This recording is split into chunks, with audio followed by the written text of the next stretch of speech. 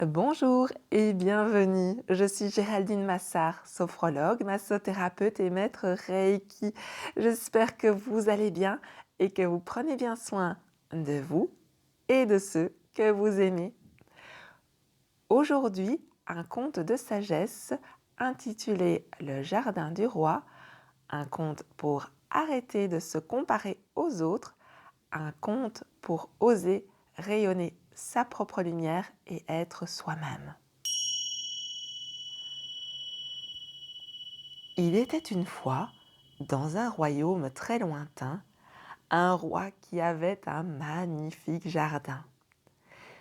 Il avait choisi lui-même les différentes espèces de fleurs et d'arbres et avait aménagé l'ensemble avec beaucoup de goût. Chaque jour, il s'y promenait et c'était pour lui une grande source de joie et de fierté. Un jour, le roi dut partir en voyage et s'absenter quelques semaines. À son retour, il s'empressa d'aller retrouver son cher jardin, mais quelles ne furent pas sa surprise et sa consternation lorsqu'il constata que les plantes et les arbres étaient en train de mourir. Cherchant à comprendre ce qu'il se passait, le roi s'adressa d'abord au pin, autrefois majestueux et plein de vie. « Pin, que s'est-il passé ?» demanda le roi. Le pin lui répondit « Tout allait bien jusqu'à ce qu'un jour, je regarde le pommier. Je me suis dit que jamais je ne porterai les bons fruits dont vous faites des tartes délicieuses ou des jus rafraîchissants. Alors je me suis dit « À quoi bon ?» Et je me suis découragée et je me suis mise à sécher. Le roi alla ensuite trouver le pommier qui autrefois donnait de si bons fruits. « Un pommier ? Mais que s'est-il passé ?» demanda le roi. Le pommier lui répondit « Tout allait bien jusqu'à ce qu'un jour, je regarde la rose. Je me suis dit que jamais je ne serais aussi beau et agréable à regarder et que jamais je ne pourrais offrir un parfum aussi délicat. Alors, je me suis dit, mais à quoi bon ? Je me suis découragée et je me suis mise à sécher. Comme la rose elle-même était en train de dépérir, le roi alla lui parler. « Mais Rose, que s'est-il passé ?» demanda le roi. La rose lui répondit « Tout allait bien jusqu'à ce qu'un jour, je regarde l'érable.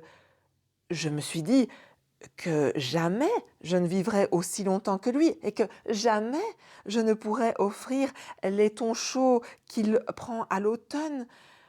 Alors je me suis dit, mais à quoi bon ? Je me suis découragée et je me suis mise à sécher. »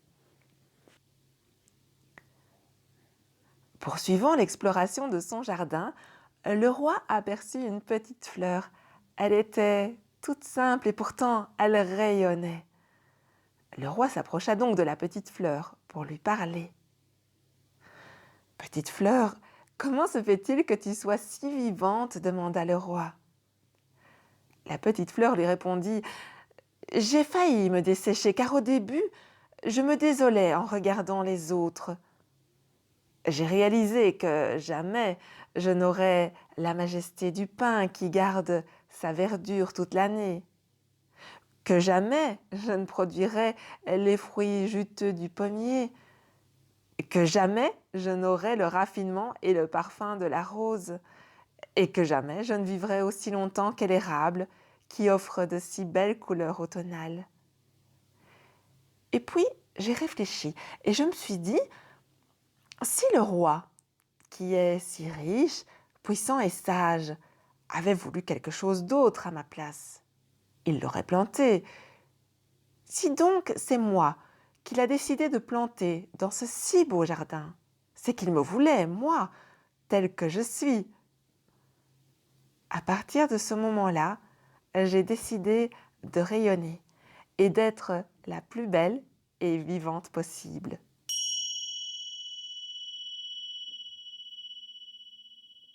Se comparer aux autres est comme un poison qui fait mourir à petit feu notre âme. Car il y aura toujours quelqu'un de plus jeune, de plus vieux, de plus expérimenté, de plus beau, de plus valeureux. La vérité, c'est que nous sommes tous uniques. Il n'y a que nous, comme nous. Et si Dieu, la source, l'univers ou la vie, appelez-la comme vous le souhaitez, nous a fait comme nous sommes, c'est qu'à notre échelle, nous avons quelque chose de magnifique à apporter au monde.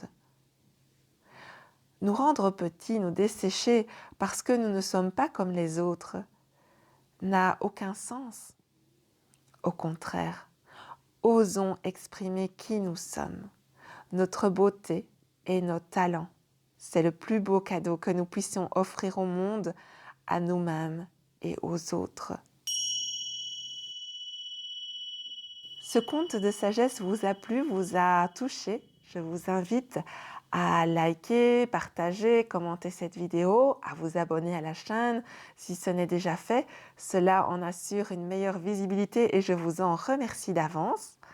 Et puis, comme d'habitude, je vous invite à bien prendre soin de vous, de ceux que vous aimez et je vous dis à très bientôt.